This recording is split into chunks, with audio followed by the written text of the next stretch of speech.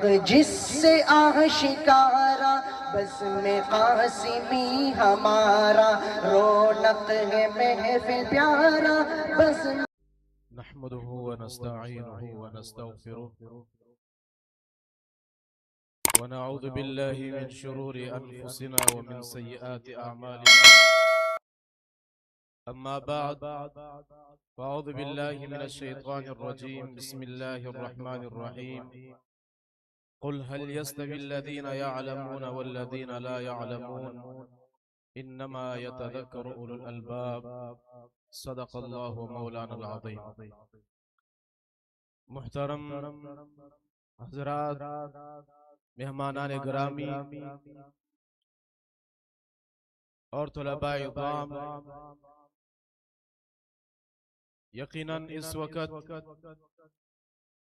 کافی گزر چکا ہے.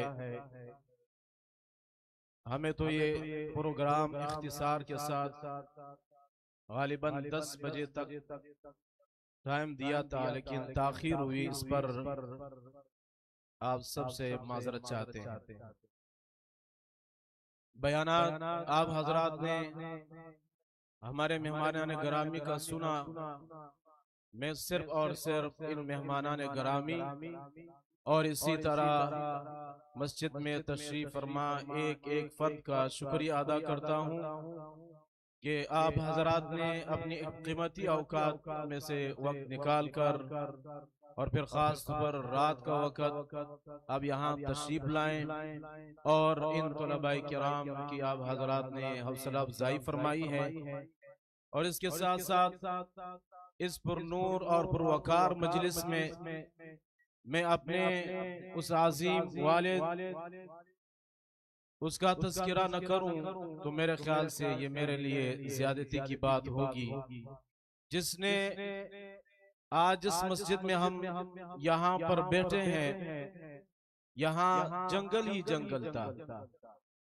دن میں لوگ آنے پر جو ہے ڈرتے تھے، لیکن آج آپ اس جنگل میں آپ منگل دیکھ رہے ہیں. یقیناً یہ ان کی مرہونی محنت ہے کہ اس نے بہت ہی مختصر عرصے کے اندر اپنا مال دولت خرچ کر کے اور آپ حضرات اور بالخصوص وندر کے عوام کے لیے ایک ایسا جامعہ کی بنیاد رکھ دی جو آج الحمدللہ ایک تن آور درخت بن چکی ہے. اور اس میں الحمدللہ غالباً 550 کے قریب طلباء کرام زیر تعلیم ہے. اور اس کے ساتھ ساتھ میں اپنے عظیم دادا حضرت مولانا قاری ابوالقدوس نور اللہ مرقدہ جو حضرت شیخ الہند رحمہ اللہ کے شاگرد تھے، یہ بھی ان کی مرہونی منت ہے، ان کی دعائیں ہیں. ورنہ ہم جیسے بہت سارے اچھے لوگ دنیا میں رہ رہے ہیں، لیکن یہ ان کی دعائیں ہیں اور ان کی فیوزات ہیں. اور اس کے ساتھ ساتھ میں اپنے اساتذہ کرام یہ پروگرام ان کی مرہونی منت سمجھتا ہوں، جنہوں نے بچپن سے اور آخری دورہ حدیث تک پڑھایا، شفقت کے ساتھ پڑھایا، علم سے روشناس کرایا. اللہ تعالیٰ ان تمام حضرات کو جزائے خیر عطا فرمائے. انہی کلمات پر میں اجازت چاہوں گا. وآخر دعوانا الحمدللہ رب العالمین.